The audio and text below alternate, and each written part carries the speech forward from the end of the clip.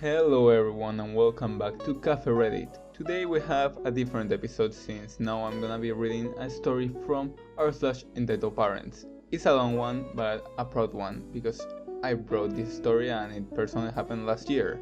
So I hope you enjoy, especially if you're coming from Reddit, and let's get right into it. This story is titled My Entitled Cousin. First post, long time lurker, and English is not my native language, but I don't feel like that's an excuse. I feel like people just use it to brag about their English, etc.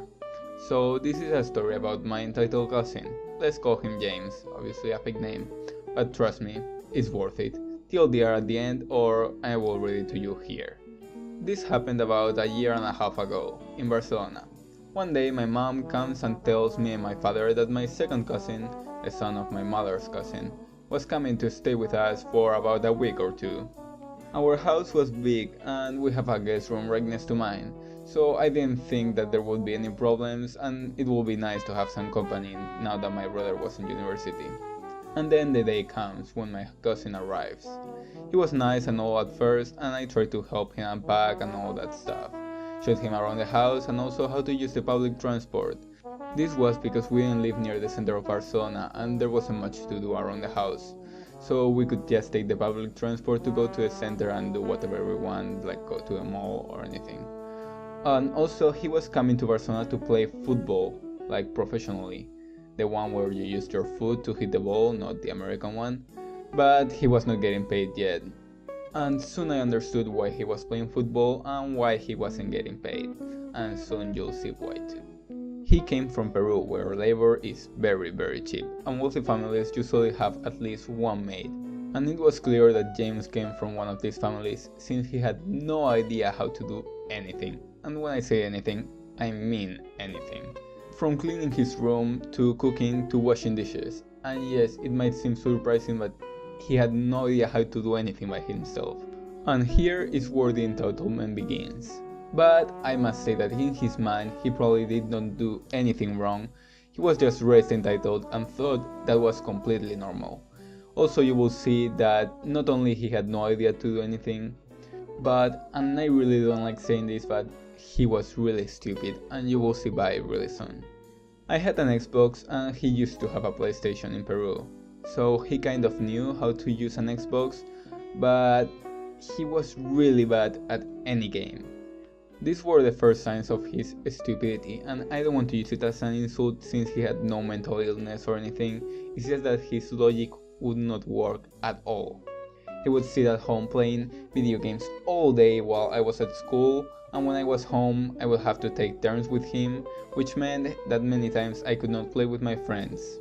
I really tried to get along with him and tried to show him how to play, but he would suck at every single game, even after putting hours and hours into them. He would play Fortnite since it was at the time that it was becoming really popular, but never won a single game. Luckily, got 1 or 2 kills in some games. He would play and play and play and never get better. Honestly, it was amazing his ability to not improve at all, as he only played football and had only practiced like 3 days a week, and went to gym sometimes, not even 4 days a week to be in top physical condition to play, just when he felt like it. He had a lot of free time and always used my Xbox, and would get annoyed when I asked in advance to play one day with my friends in Madrid, because I had lived my whole life in Madrid and it was my first year in Barcelona. But the entitlement and the stupidity don't stop here. The worst part was the food. He had no idea how to cook, but he would eat a lot. Like seriously a lot, and I don't know how he wasn't fat. My mother would always buy a couple pre-made pizzas just to put in the oven in case they would not be able to be there for dinner or they had to go on a trip or something, so basically for emergencies. And while I would usually cook for myself and James, he would just eat all the pizzas in one day. Yeah, usually there were 4 pizzas, 2 for me, 2 for him, meant to last at least a week, and he would eat them in 1 or 2 days. Yes, like 4 pizzas in one day. Many times I would prepare leftovers so that I could take them to school the next day for lunch, and the next day when I went to get them, gone. And this was not that he did not have dinner so he was hungry so he went and ate my food. He would have dinner and then eat my lunch for the next day even if I told him not to. I would put my name on the food and still sometimes it would disappear. But the worst part was the fuet. For those who don't know, fuet is kind of like a sausage in Spain and is very good. One of my favorite snacks. Each one would be about 30 centimeter long, I don't know how much that is in inches or anything, and usually could last about 3 days. My mother would buy 4 so that they could last for about 2 weeks and I could make sandwiches out of them and just to have fuet at home. And he would eat them in 2 days. Just sitting on the couch, playing game, and eating my fuet and my chips. I got to a point where I told my mother to stop buying them because I would not even taste them before they were gone, and it was one of my favorite snacks. This is more related to stupidity, but in Peru a common dish is breaded chicken, where you dip the chicken in milk and egg and then in breadcrumbs, and it is amazing. When my cousin asked how to make it and I explained it, he said I was wrong and that at his home they would do it differently. Then when I asked him how he thought it was made, he said, well, you just put the chicken in the frying pan and it should be done, right? I was speechless and just continued preparing the chicken.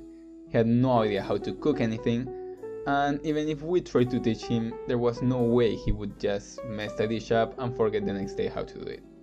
He would also use all of the data in his phone without telling his mother, who paid for it and everything in his life, and then his mother would have to go through extra effort and even asking me to refill his data with her credit card obviously, so that he would just not be stranded somewhere without no idea how to come back home because he still had no idea how to use the public transport, even if it was very simple to use it. Everyone would just use it. Also, he would never call his mother or anything, and even when he went to Peru, he did not even sit down to have dinner with her, and she actually had to tell him, hey, I wanna see you too, because he was always with his friends. And as for the football, he was not good at all, like not really great. He just played football because he was not fit to do anything else due to not being good in sciences or with work, and to be honest he was mostly useless, and I know it's my cousin and I would not like to say this about him, but it's just true.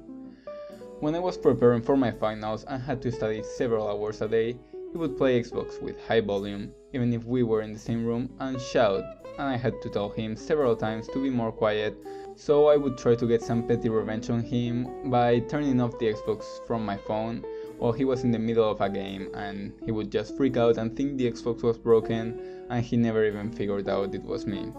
And by now you must have realized that he did not come for like a week or 2.